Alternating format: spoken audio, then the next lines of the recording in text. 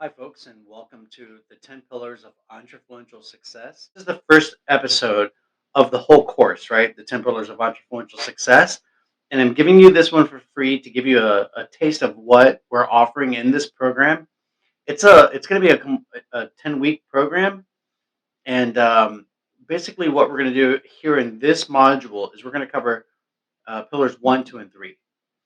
So, with that said, let me just give you a, little bit of background on how the entrepreneurial life came to be.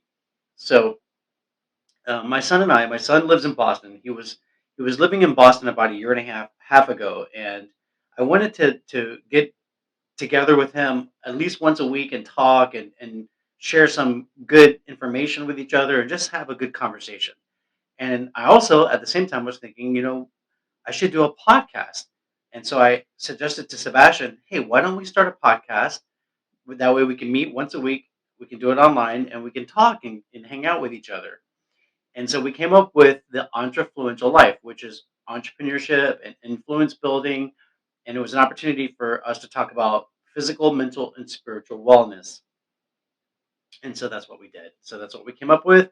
And then so we started our podcast and we did it for about a year and a half. Then we paused because Sebastian left back to Boston and he's been gone for about 2 months now. We just haven't gotten a rhythm, with the change with him leaving.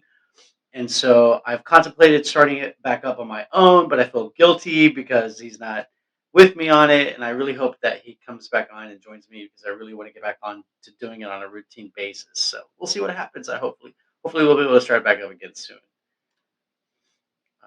Okay. So I was going to put a welcome video, but I skipped that. Let's just move right in. So, what is our mission at the Entrefluential Life? Oh, and by the way, the Entrefluential Life has morphed from the podcast into a coaching club as well. So, every weekend I post stuff. At least every Saturday, I post what's called Student Saturday, where I teach either life coaching skills or business coaching skills or real estate investing skills because I'm also a real estate broker. Sebastian studied to be a personal trainer, so we talk about physical fitness, we talk about real estate business, and then we also talk about mindset, right? Because I love him and I both love self personal development content, and I've been studying people like Jim Rohn and Napoleon Hill's my favorite of Think and Grow Rich. I love Dr. David Jeremiah. He's a pastor. I love Christian content. Um, let's see here. Let me look in the back over here because I have a bunch of books. So like Brian Tracy, Dr. Joe Dispenza, um, uh, John Maxwell is fantastic. I love his content too, and then Tony Robbins, right? And so like and books like Stephen Covey and the Seven Habits of Highly Effective People, and let me not forget Brendan Burchard, High Performance Habits. So these are, and then I love Amy Porterfield and Online Marketing Made Easy.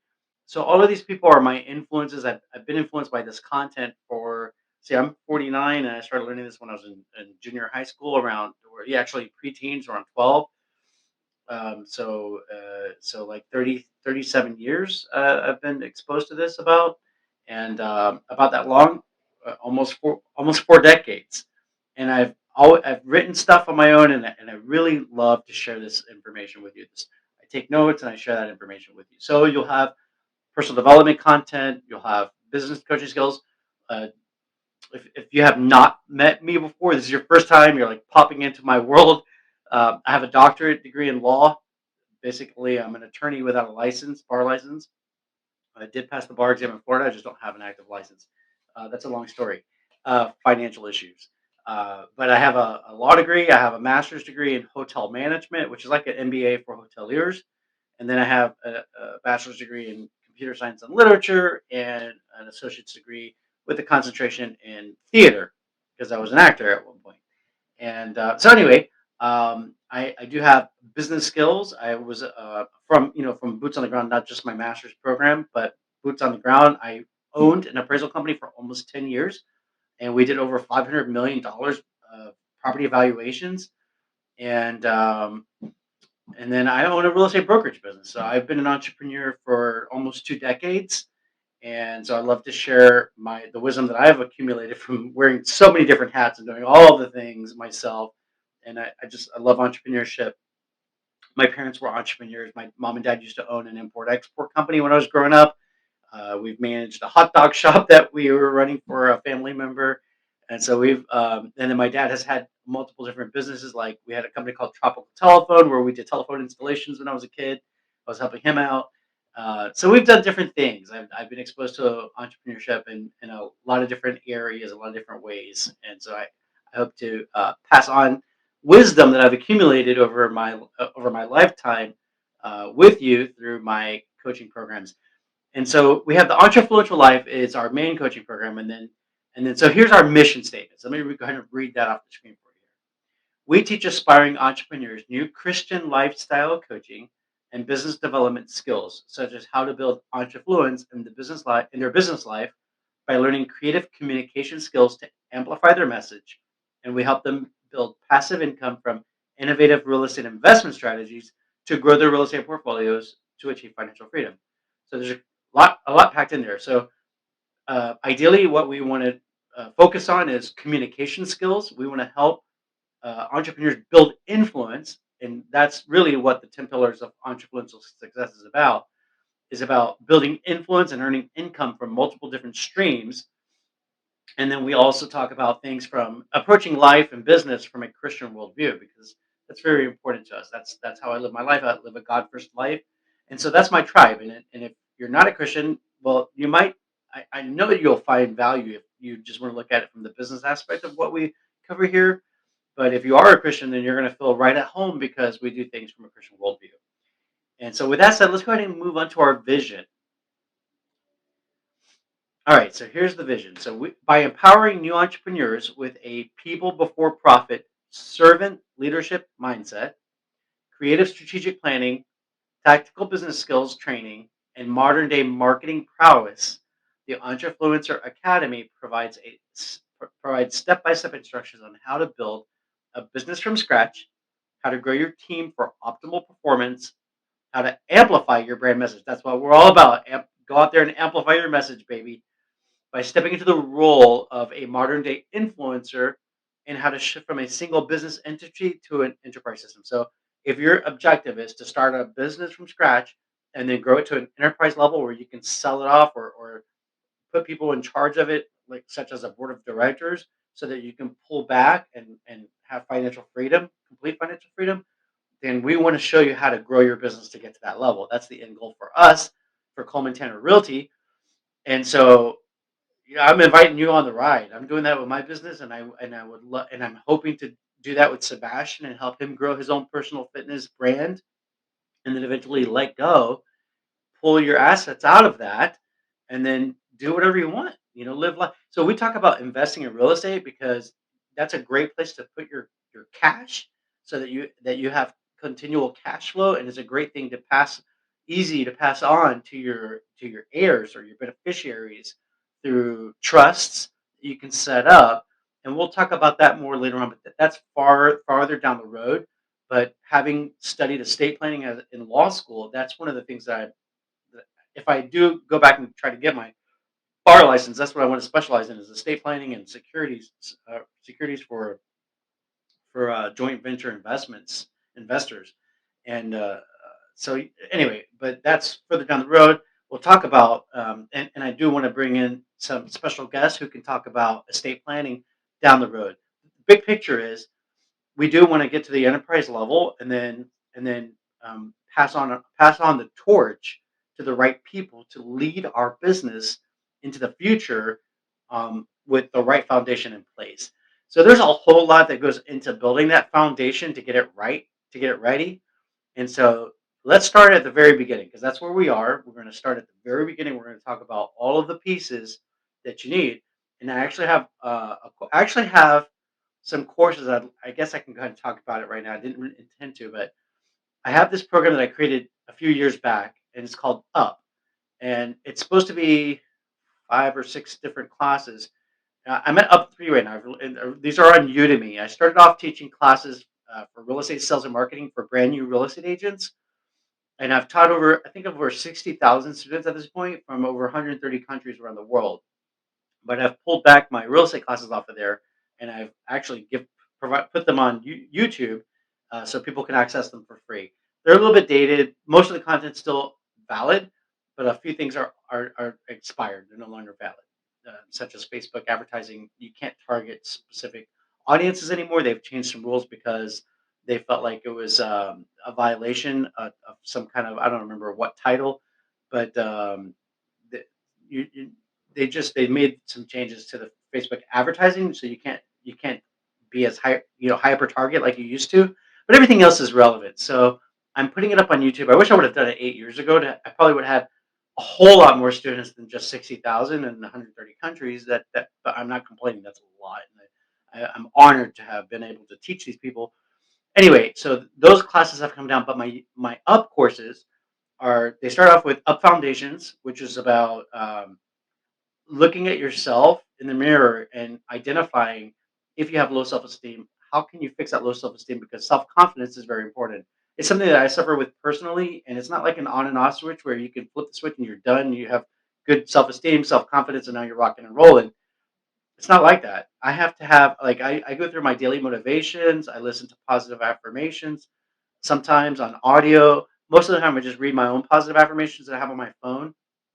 I used to go through a whole ton of them, like 2 hours, 3 hours a day. Now I've narrowed it down to, like, just a few every morning so that I have them on a consistent basis, and I feel like I'm, like, much higher than I was. But I did this self-esteem assessment by Dr. Marilyn Sorensen, and it's in the class. You can download the test and give yourself an assessment and just see where you are.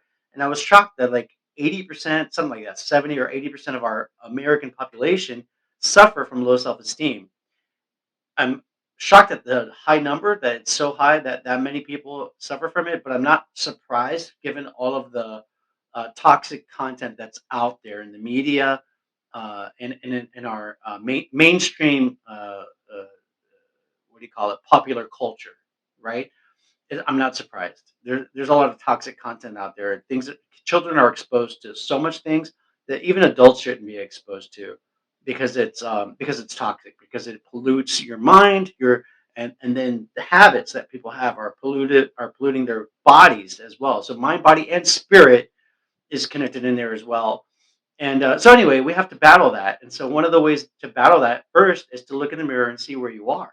So once you identify that you do have low self-esteem, then we work towards building your self-esteem up by doing positive affirmations. Because, like, Dr. Napoleon Hill wrote about, or I don't know if he had a doctorate degree. Napoleon Hill wrote that you have yeah, there's the power of autosuggestion, and this actually goes back to autosuggestion goes back to James Allen. He wrote a book called As a Man Thinketh around the late 1800s, and that's a precursor to what uh, Napoleon Hill wrote about in Think and Grow Rich. And so the power of autosuggestion is simply this: if you repeat certain instructions to yourself over and over again, it goes into your subconscious mind. You adopt it so that at some point your body just you're an autopilot. You just automatically start living out those new instructions that you programmed through repetition. And we know that repetition works for things like memorizing math, right? 2 plus 2 is 4. 2 times 2 is 4. 4 times 2 is 8. 8 times 8 is 64, right? Those types of things you go over with the flashcards over and over again, and you figure out how to do the multiplications. Well, the same thing applies for positive thinking. If you go through a stack of positive affirmations, at some point it's going to become second nature to you. If you can memorize your positive affirmations, that's even better, to get it ingrained into your subconscious mind, and then you just act it out without even thinking about it. So Up Foundations talks about that. Then you move to Up Personal Growth Plan, and that's talking about business planning and life planning and having goals for your future. Right? I think of the best thing that you could do for yourself is to visualize your life. How do you want to end up? What do you want to have accomplished when you? Some people say, imagine if you're at your deathbed. What would somebody say that you accomplished in your lifetime? If you think about all of the things that you want to accomplish in your lifetime and you write them down, then you can reverse engineer how you're going to make those things happen. if you visualize the house that you want to live in, that you want to retire in, the cars that you want to own and drive, and the vacations that you want to take with your family, the activities that you want to do with your family, all of the things that you want to do in your lifetime, write them down and then reverse engineer, and now you have a map, a roadmap, your roadmap to success, and that's what up two is all about. It's personal growth plan. Then up three is business growth plan because my audience is entrepreneurs. Yeah, one and two work great for anybody who's suffering from low self esteem, whether you're an entrepreneur or you just are happy to go work like my mom at Royal Caribbean for 20 years. If that's what you want to do, God bless you, man. That's awesome. That's great. But my target audience of three is for people who want to be entrepreneurs, who love, even if they're working for somebody else right now, they have a passion, a desire to become an entrepreneur. And so that's who up three is for. And that's called business growth plan. And so in there, we lay out the foundation of what you're going to need in your business. We're talking human resources, accounting, technology, legal, operations, right? The main pieces or compartments of any business. They all affect any business that you have if you're going to be more than one person, right? You can be a solopreneur, right? And that's perfectly fine. That's great and that works. And as personally for me, for like the entrepreneurial life, I want to keep it very small, very very tight. Like maybe no more than 10 people, like very very small. Like I would love to have that like 3 to 5 people max in the entrepreneurial life and run the whole show, but then for Coleman Tanner Realty, I want this thing to be an enterprise company with hundreds of people. At least here in Florida, I want 50 agents, 5 agents in 10 different cities.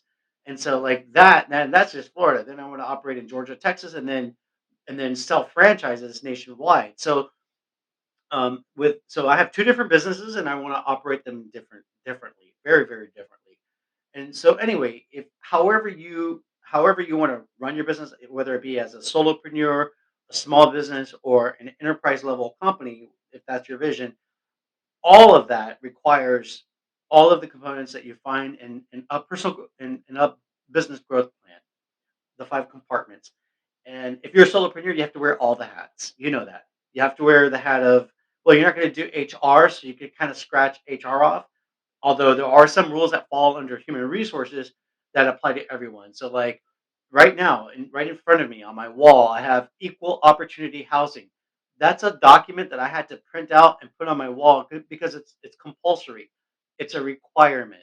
Then I have my occupational or my business license from the state of Florida, and it says it's from the Division of Real Estate, and it says John William Tanner, Coleman Tanner Realty, and it has the business address on there. And then, yeah, so those are 2 compulsory things that I have to have on my wall, as well as at the entrance of my office, your home office, I have my name and licensed real estate broker on there as well. So there are certain things that even though you don't have a human resources department because you're a solopreneur, there are things that human resources that fall under the gamut of human resources that are legal that may apply to you. So you should take a look at that section, even if you don't plan on having more than yourself in your business. But there's other things like legal that affect everybody. Technology affects everybody, especially today because people get targeted for cybercrime, and so you have to have your guard up. And there's other things that everybody uses computers today, right? So you have an email. If you're watching this, you're using the computer.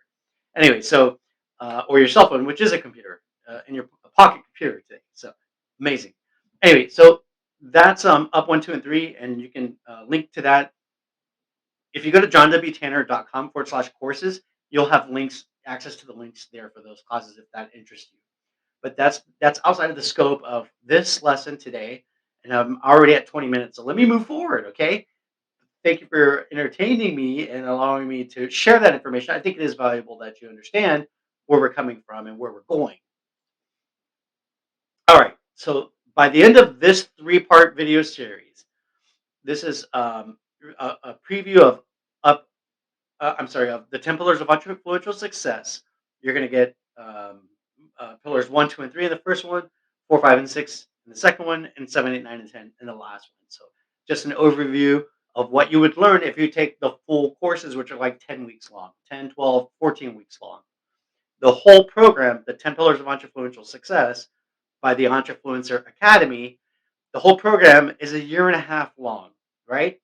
It hasn't been created yet. I'm creating this as I go. I've started working on the network marketing program, and I'm working on the 10 Pillars program. I have all of these different programs lined up, and I'm teaching this as I go along. So on a weekly basis. So depending on who signs up for what, will guide my concentration on what I need to produce first. They're all laid out, and if you go onto my website, you'll find links to the enrollment pages for my courses, and you'll see the outlines have already been created for these classes. The 10 Pillars has already been written. I have a book, but I want to polish it. And then when it's polished, then Sebastian and I co-authored it. We'll release it. So this class is already done. The Entrepreneurial Network Marketing course templates, my slides are done for the whole program, but I need to record. I recorded week one. I need to record the other 7 weeks. So little by little, we're creating it out. But if you sign up, you'll every week you'll have a new for whatever class you enroll in. You'll have every week we release it. I'm going to be releasing a new class for that week and some assignments to go along with it. So the whole program is a year and a half long, but you don't have to sign up for the whole program to do all of the courses. You can sign up for one course. Like if you're just interested in learning about network marketing, you can sign up for just network marketing. If you want to sign up for how to be a speaker, a public speaker, you can just sign up for the public speaking course. And the same for podcasting and YouTubing and authoring. So yeah, those are all broken up into individual classes. But if you sign up for all of them, you'll get a discount on signing up for all the classes as an academy. Anyway, but for this program right here, we're just doing a cursory view of the 10 pillars of entrepreneurial success in 3 different parts. And in this one, we're just covering pillars 1, 2, and 3. With that said, pillar 1 is called the Entrefluential Speaker. I love this. All right, here's our objective: to generate ancillary income as an expert speaker while building brand awareness for your primary business and your secondary products or services. All right, let me unpack that a little bit. So, one of the things that I'm really passionate about is when I got into real estate, when I took my first class when I was 19 years old back at Miami-Dade College, I couldn't even complete the thing. I went halfway and then I was engaged at the time and we broke up and I was like, okay, I'm not going to stay in this class with my ex fiance, so I left out. And then things got in the way, life, whatever, and I didn't go back to take the real estate class again until I think I took it again in 2004, and then I took it again in 2006. So I took the class like 3 times. I finished it in 2004, but I never took the test.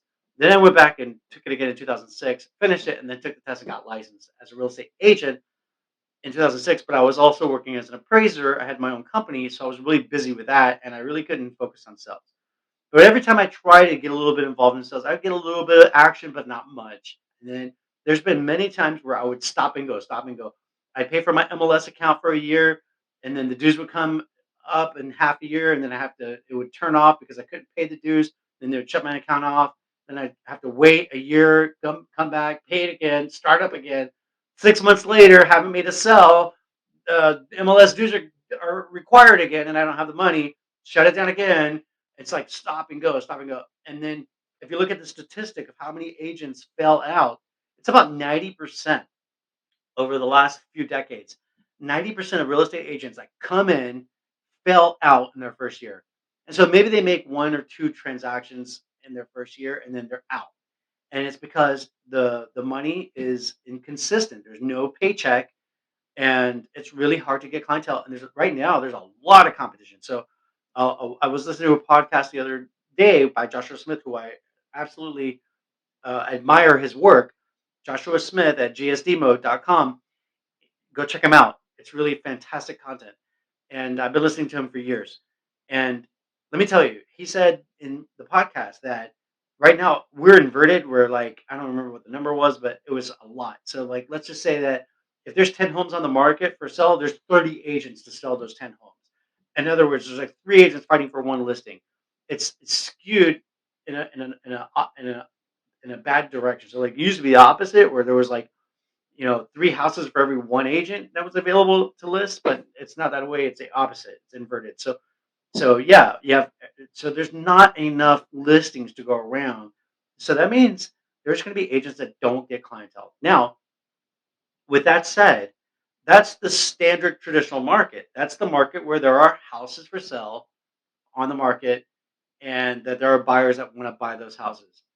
But that's the red what we call a red ocean, right? And if you're trying to compete with those people, then you're competing in it. You're using a red ocean strategy. You're competing in bloody waters where people fighting like sharks to get to that business. I have a perceptual view of looking at things from a blue ocean strategy where I know that there are people who are renting apartments who would love to own their own house, but they can't afford what's on the market at $350,000. So I know there's demand out there, but it's not the market is the how there's no supply for the demand that actually really exists. So if you can create that supply, then you can create a blue ocean strategy. That's outside of the context and scope of this class, and I would love to talk to you guys if you're interested in my philosophy of the blue ocean that we could create to generate our own business as real estate agents. I'd love to talk to you about that later on at another time in some of our coaching sessions. But what I'm trying to get at right here is that I felt like for brand new real estate agents, we have to have a solution for this problem outside of the blue ocean strategy that I just talked about because that costs money. It takes money to do that. Um, what if we were able to go out? What if we were able to come up with some side hustles consistently across the board for real estate agents that we could do that would not only help us build our brand awareness as real estate agents in the markets that we're serving, right? Our farm areas, but we could also generate income in the process. So my aha moment was like, okay, I'm going to create this system to show real estate agents how to make additional income so that they can survive in the real estate industry and they won't have to fail out and the 90% that fell out in the first year and then don't come back, or maybe they come back years later and they missed out on the opportunity of working in something that they feel passionate about, which is real estate. So this 10 pillars of entrepreneurial success is 10 ways of earning additional income. And so because these are supplemental income strategies, it can be applied to anybody in any industry. But my heart is for real estate agents, and so that's who I target. That's who I speak to mostly. But it is applicable to other people. So, like my son, for instance, is studying to be a personal trainer.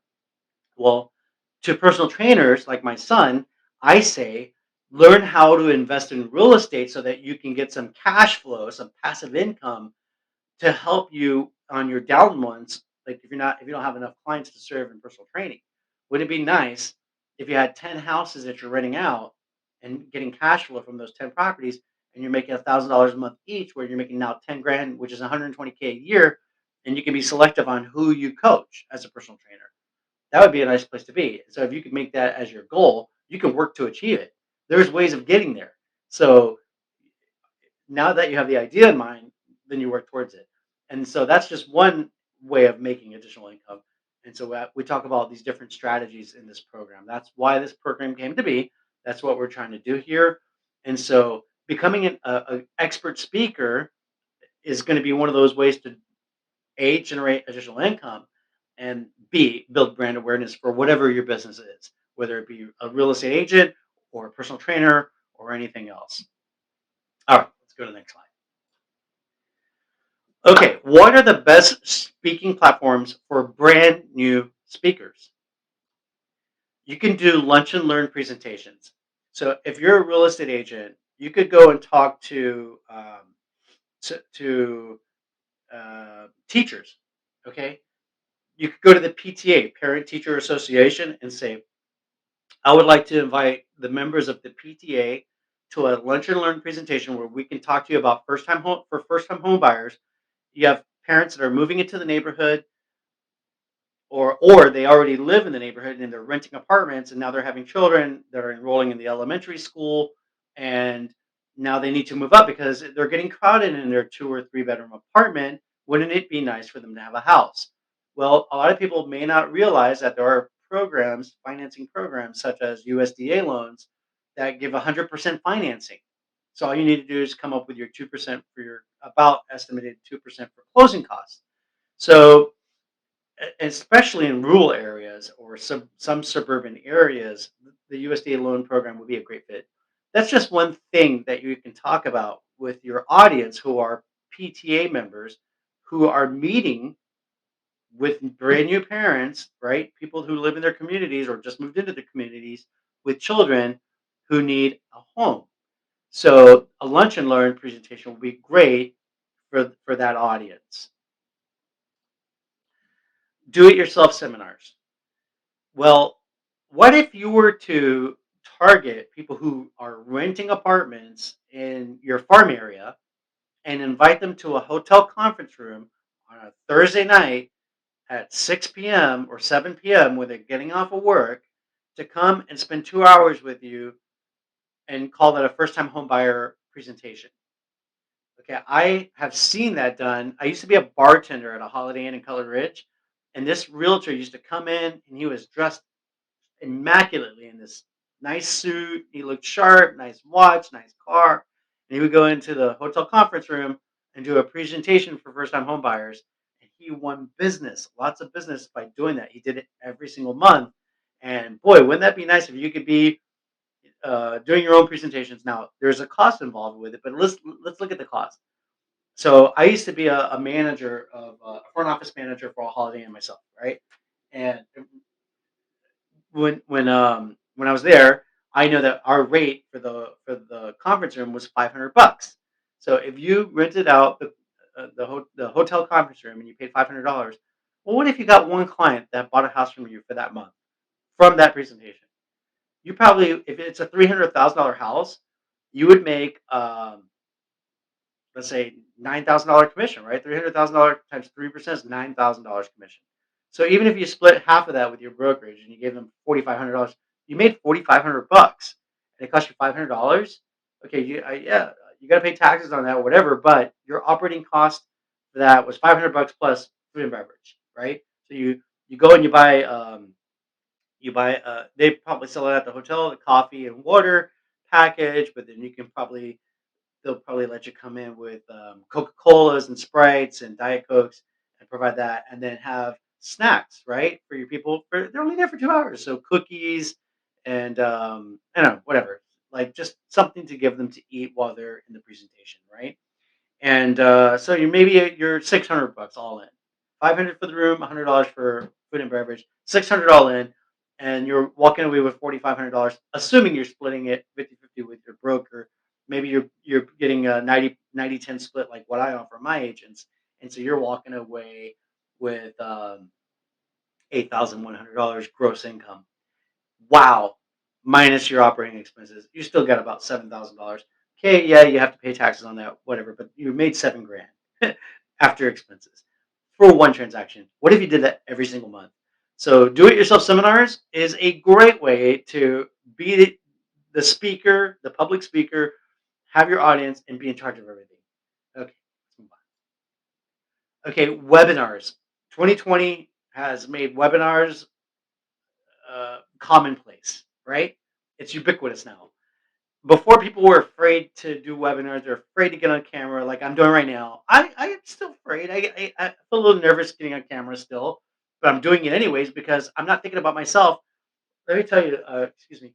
When I came on here, I wasn't even thinking about being nervous on camera because I was thinking about I need to record this to get this out there to talk to people so I can help them. That's what I was thinking about. I was like, I need to get this done. So that's what I was thinking about. Like, get it done. And so, like, if you're thinking about serving other people, it makes it a whole lot easier. But webinars like this right here, this is a webinar. This is a fantastic way to reach people. Even if you don't have anybody sign up for your webinar, like if you advertise in advance, which you can do. You can spend money on Facebook ads, Instagram ads, YouTube ads, TikTok ads, whatever ads. People will take your money. Trust me, they'll take your money. But if you don't have money to give them right now because you're just getting started, then record the webinar as if you were doing it for an audience of people that were watching you in your webinar, and then upload it to YouTube. Because guess what? YouTube will hold it there forever. I mean, we don't know how long YouTube's going to be around, but let's just assume that they're going to be around forever. And what you're doing is you're like planting seeds, just like you do with your farming, with your like you're just listed, whatever, just sold postcards. Uh, that's farm. That's planting. We call it planting seeds in the farm to grow a crop, a harvest, to reap your harvest later on. Well, you plant these videos on YouTube, and it's like a seed that's going to germinate. It's going to grow. You nurture it, let that sucker grow, and then hopefully it'll turn into a harvest for you. So you want to go ahead and upload these into at least upload them into YouTube, um, so that people can access it in the future, right? And another thing that you can do to boost them, to give you a pro tip here, is you can go to Promolta. Look up Promolta, Promolta. You can spend as little as $10, and they'll get you 500 people by advertising a link to your video in multiple different platforms, like on video games and whatever, and so that people can access your video, and so your followers, your views, your number of views goes up, and that establishes some credibility. Because if somebody comes along and looks at your video and says, "Oh, they only had 5 views," they'll skip it and move on. But if they see that you had 500 or 1,000, or I've got some videos that have over 3,000 views, I probably spent $30 through with Promolta to boost it, right? It's called boosting the video to get those views. And so you should do that in the beginning so that you can build authority with your videos. So don't feel like nobody's going to watch it. You can pay to get people to watch it. And don't feel bad about that either, because let me tell you something. I heard when I was listening to this audiobook by Napoleon Hill, he was talking about Theodore Roosevelt, Teddy Roosevelt, paying something like 500 or 1,000 people, paying these people back then in the old days to go to a place where he was the speaker so that they would applaud him as he walked into the room and as he gave his speech. He was just coming back from some trip to Africa. He was an exciting person, and he was always doing these crazy things like the Panama Canal, and he was in Africa, and he was the Rough Riders in Cuba. I mean, this guy did a lot of amazing things. And so anyway, he was using the power of promotion, propaganda, right? Publicity. He was paying people to applaud him at his speech. And I mean, hey, listen, if you want to make a video at like rent a hotel conference room and hire a bunch of extras to be there and applaud you and make a video out of it, go for it. It's advertising. Yeah, I mean, it's kind of tricky, but people do it all the time, right? I'm not saying that you have to do that. You don't even have to do that. You really don't even have to do that. You can get people, if you do Facebook ads, you can get people to come in, depending on what you're talking about. Maybe you're talking about something that's brand new and people just have no idea what you're talking about. Maybe they might not want to go to your presentation because they just don't know what it is. Maybe then you want to hire some people to come in to fill the room and then do your video recording to get the message out there, so that people aren't, so timid about going to your live seminar in the future, like the second one or the third one that you're going to do. Then maybe that would be a good solution for you. But most likely, and if you're like, especially if you're doing the first time home buyer presentations as a realtor, if you're talking to people about, like, let's say that you want to host a yoga class.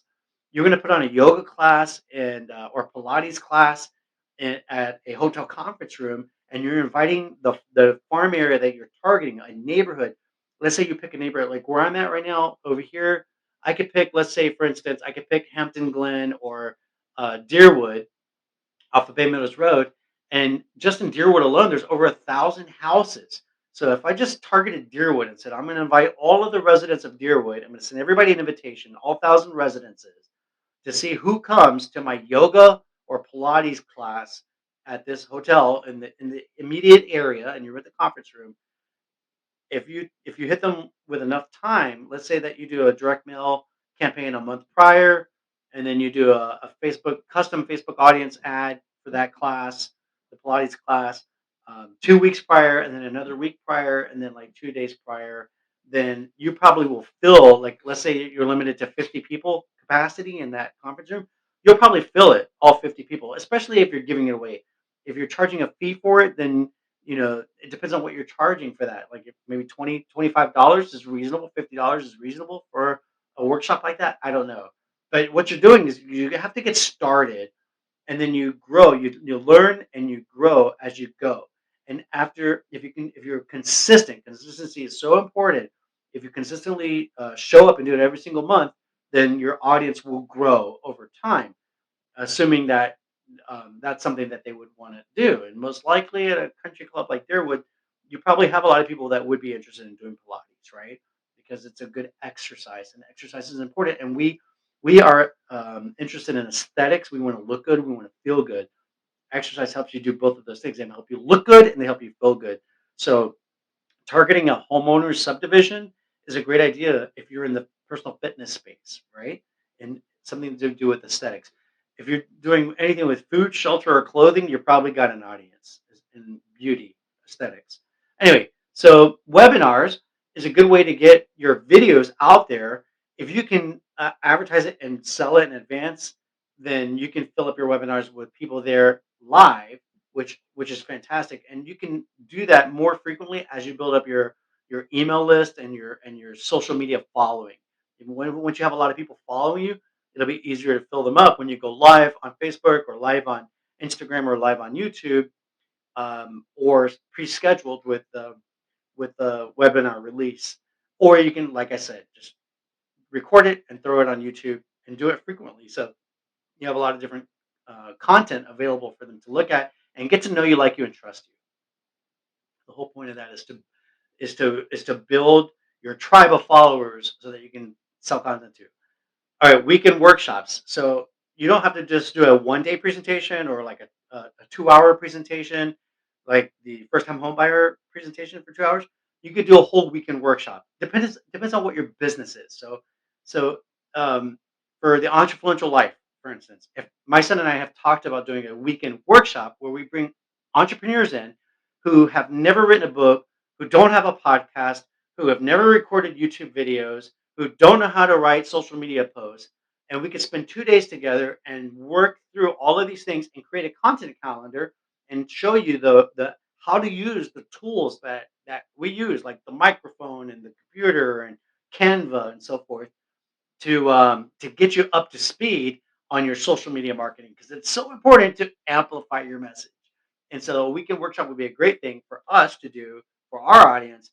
Think about what you could do in your business to attract people that you want to serve, and get them into a relationship with you, into an activity where you give, and then when you ask for a sell, they'll be willing to provide that reciprocity to you because you gave first. You gave them a lot of value, and you built that connection with them. I mean, connection is very important, and I'm assuming that if they're there, they have a need for what you're offering. So you'll be able to start that business relationship with them. So weekend workshops is great for some businesses out there. Another thing that you can do if you're building up out of the know, like, and trust. So like we think about when you're building a business up, you need to get people to know you, like you, and trust you. And so like when you the first thing that you got to get them to do is to know who you are. If you have a brand new business, nobody's going to come to your business if they don't know that you're in business. So you've got to raise your hand and say, "Hi, it's me. Hello." Thinking about that Taylor Swift song. "Hello, it's me."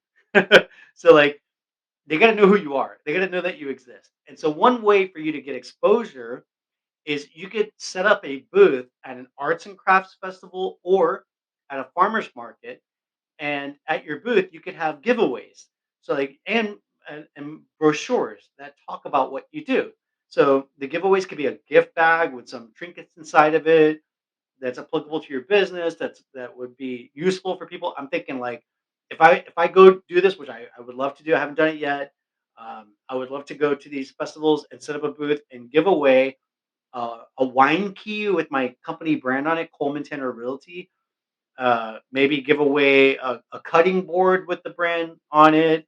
Um, you can even give away like virtual. I've seen people give away virtual reality goggles, like low cost virtual reality goggles, USB drives. I have a really cool USB drive that I got from a program that I bought called Funnel University, and has a lot of training videos on it. It looks like a business card, but it's actually a USB card. And I think this is really, really cool. And this is one of the things that you can buy for like a buck 25 a piece. You just buy them in bulk. And you can even have your brand on it, which I think is super cool. So this will be a really cool, really neat thing to give away in your at the arts and crafts festivals in a gift bag to get some. It's called Goodwill, establishing Goodwill. Another thing that I like, and this was from an appraisal company in Miami called Appraisal Associates of Dade over in Miami Lakes, and they gave away this letter opener. It's actually a not a letter opener, but I don't know what you call it. It's for removing staples. Staple remover. I guess that's what we call it, right?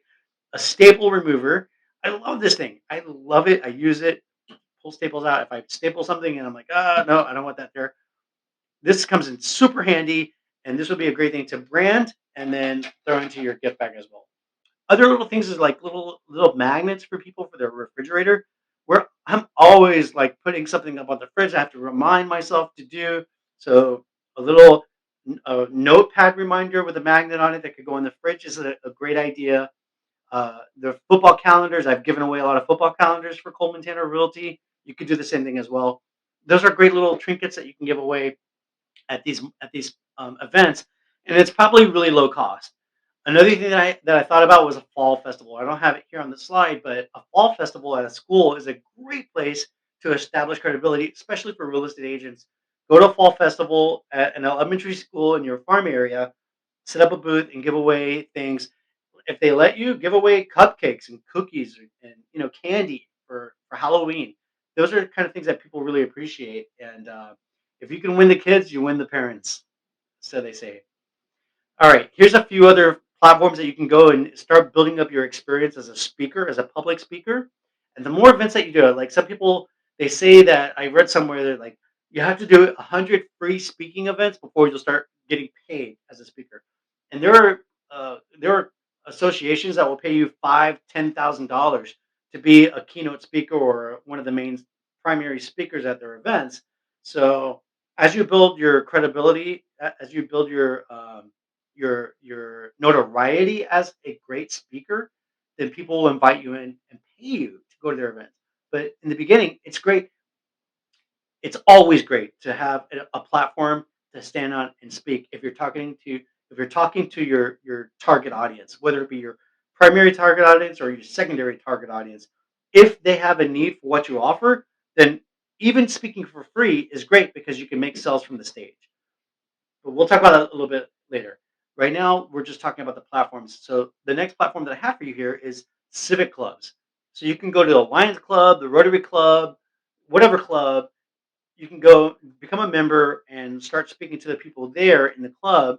Hopefully, they'll let you do a presentation to the whole group or other groups that are sister clubs or brother clubs in your area or even expanding out.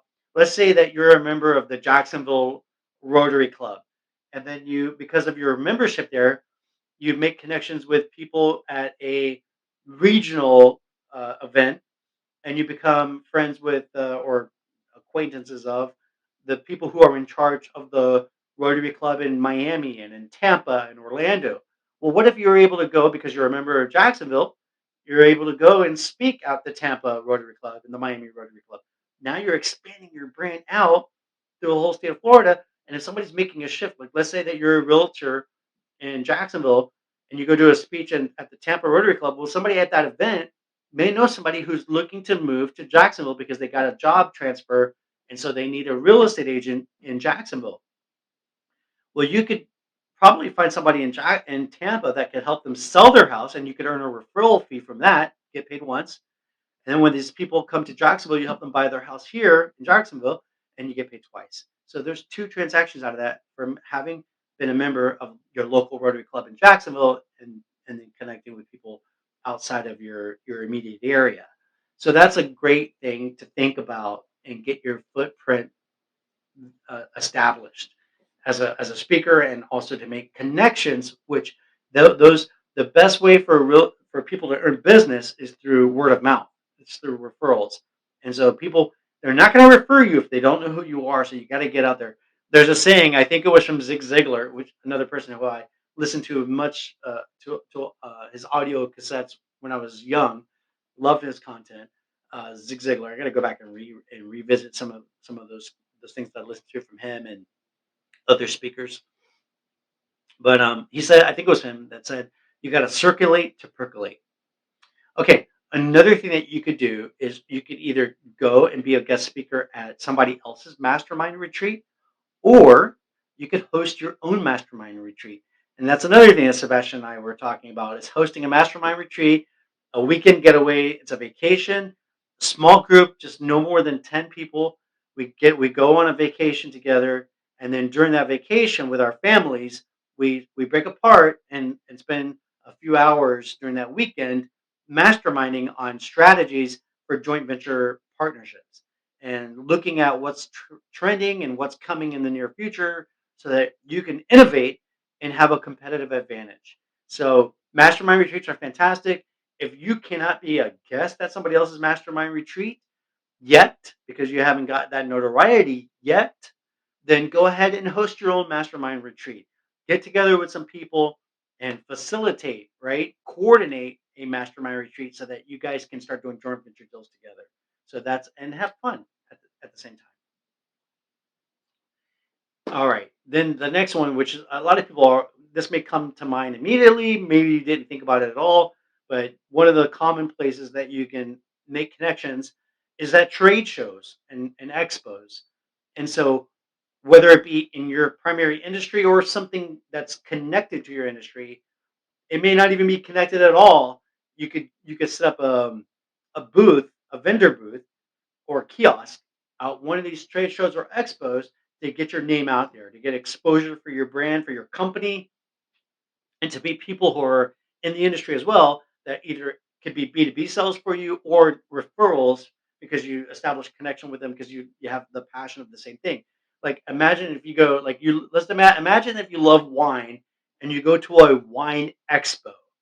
Well, you if you sell real estate, then it makes sense that you could set up a booth there and get some exposure for your brand because somebody might be moving to your area and it's going to need real estate.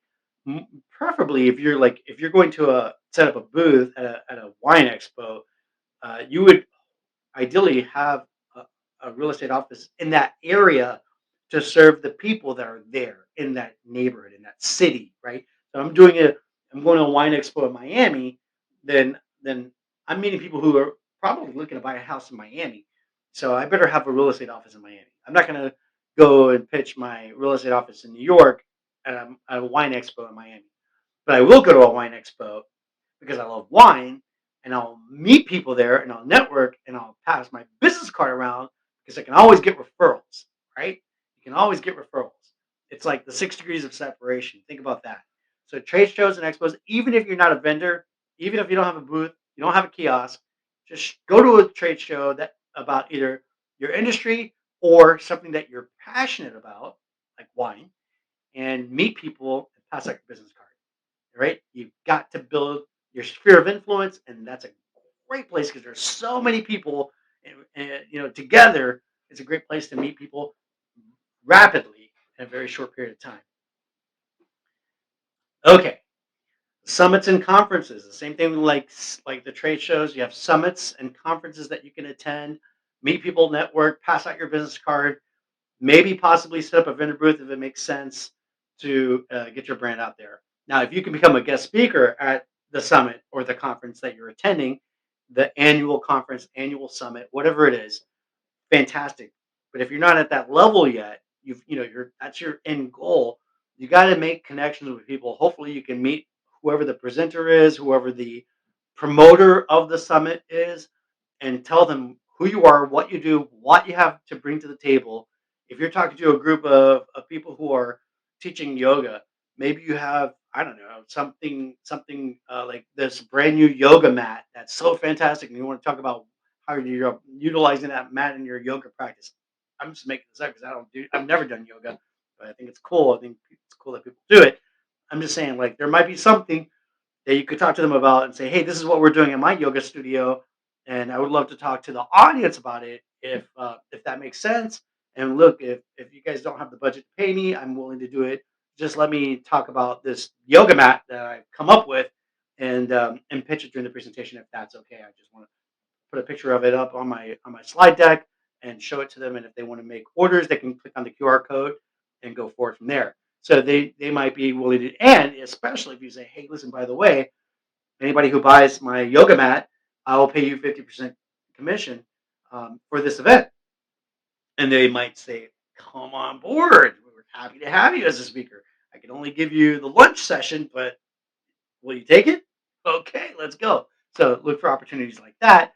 You might be able to get your squeeze yourself into a summit or a conference for like a keynote session, lunch special, or something like that. Okay, secondary platforms. That's primary platforms. You're there in person on the stage speaking.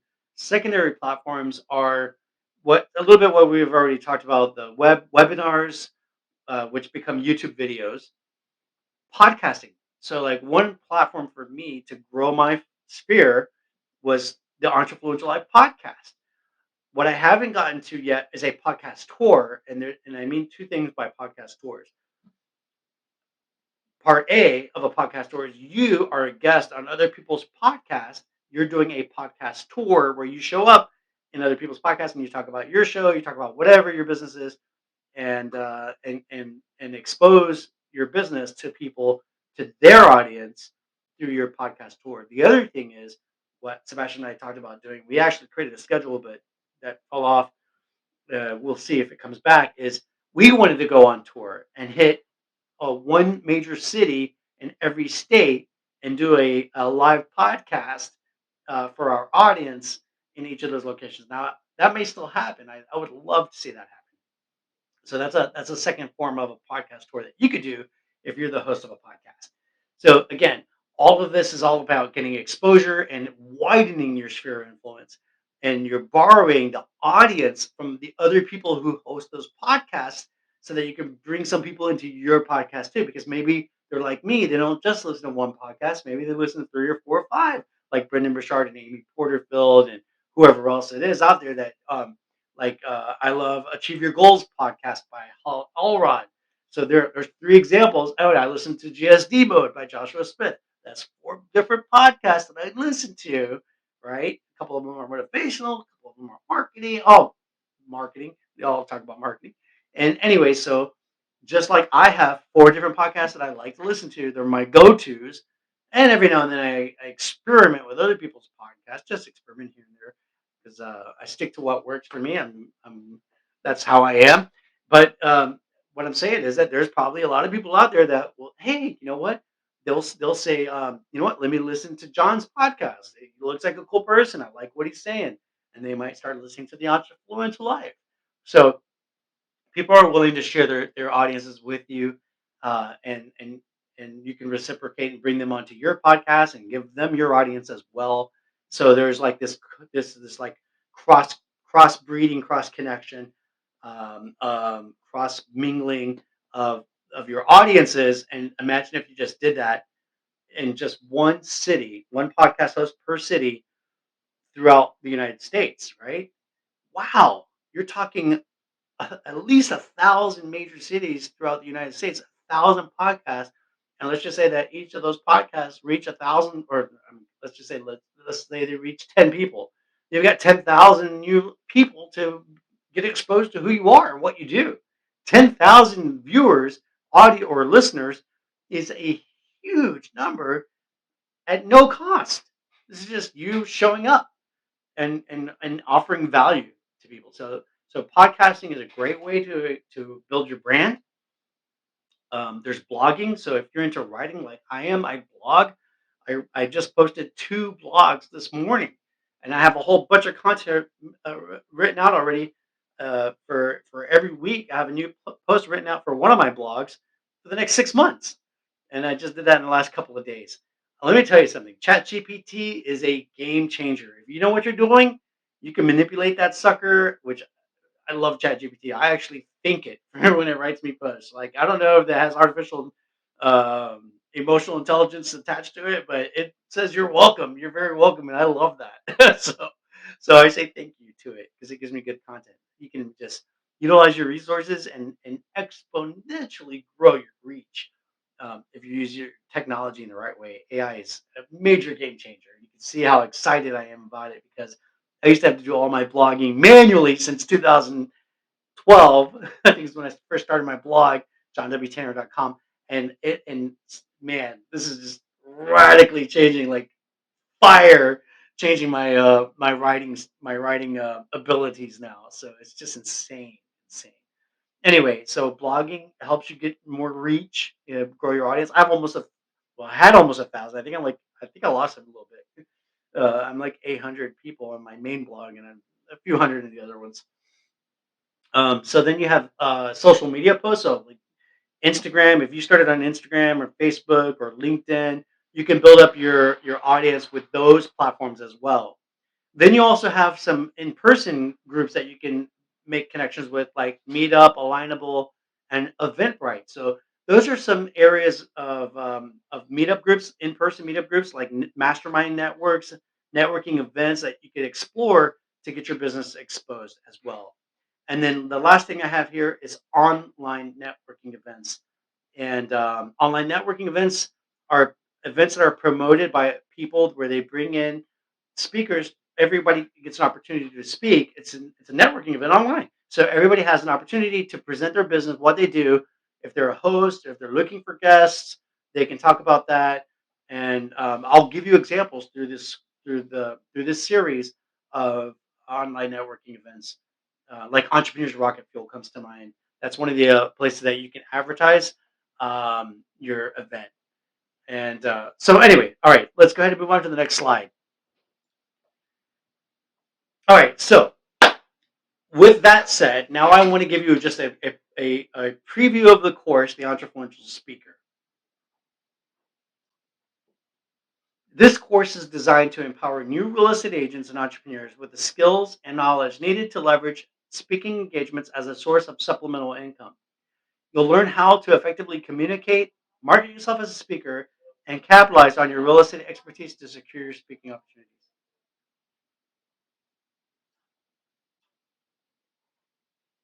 In week one, we give you an introduction to speaking engagements, and we talk about understanding the potential of speaking engagements to quantum leap your brand ramp, which means recognize, articulate, memorize, and prefer. It's what we want our audience to do to ramp up our business. And we talk about identifying your target audience and niching down, because they say the riches are in the niches. So you want to niche or niche down to be very focused, hyper focused on your target audience. Speaking to everyone is speaking to no one, is what they say. Then we also talk about setting clear goals for your speaking engagements. Just like we talked about earlier about setting up your end goal and then reverse engineering. Well, you should do that for the next 12 months. Set up your goals and then reverse engineer how you're going to make it happen. In week two, we talk about building your speaking skills. That's effective public speaking techniques, overcoming stage fright and nervousness, crafting engaging and informative presentations. And in week three, marketing yourself as a speaker, creating a personal brand as an expert in your niche, building an online presence and social media strategy, creating your one sheet, networking with event organizers and industry influencers, as I suggested earlier. In week four, we talk about finding speaking opportunities, researching and approaching event organizers, leveraging industry associations and conferences, and pitching your topics and expertise effectively. In week five, we talk about preparing for speaking engagements, developing a compelling presentation, preparing visuals and materials, and rehearsing and fine tuning your delivery. In week six, we talk about delivering impactful presentations, capturing and maintaining your audience's attention, handling questions and engaging with your audience, collecting leads and contacts for future business. That's very, very important, which you can easily do with a QR code.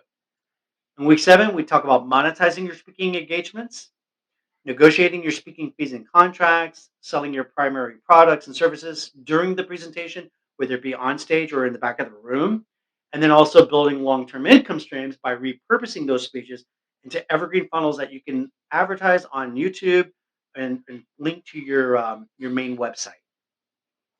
And then in week eight, we talk about handling challenges and feedback. You'll learn how to deal with difficult audiences or unexpected situations. gathering feedback and improving your speaking skills, managing your time effectively to balance your primary work and your speaking engagements. And in week 9, we talk about legal and ethical considerations. You want to understand what your legal obligations are. You want to know what you need to include in your speaking contracts. You want to maintain ethical standards as a speaker, and then you also can minimize liability by having insurance. So some people require it. It's always a good idea to have it, whether it's required or not, to cover yourself. And then in week 10, we talk about scaling your speaking career, developing a sustainable strategy for ongoing speaking opportunities, expanding your reach through webinars, podcasting, and writing to build your audience up and get some momentum and some traction, and then measuring and optimizing for success. Okay, optimizing your success. By the end of the program, after you finish all 10 weeks of the Entrefluential Speaker, we'll do a recap of your key takeaways. You'll do a final assessment. And then, assuming you pass with a 70% satisfactory grade, then we'll issue you a certificate of completion of the program. So you can expect during that 10-week period, you'll have some quizzes, you'll have some assignments, and then you'll write a speaking business plan as your final product, as your final assignment. And so that's it. That's the Entrefluential Speaker. So in Module 1, you were introduced to over a dozen speaking platforms where you can begin amplifying your brand message now. In Module 2, you're going to discover the most effective skills and traits to rapidly transform you into a top producing sales professional in either in the real estate industry or in the industry that you work in. So thank you so much for joining me, and I will see you back inside of pillar number 2.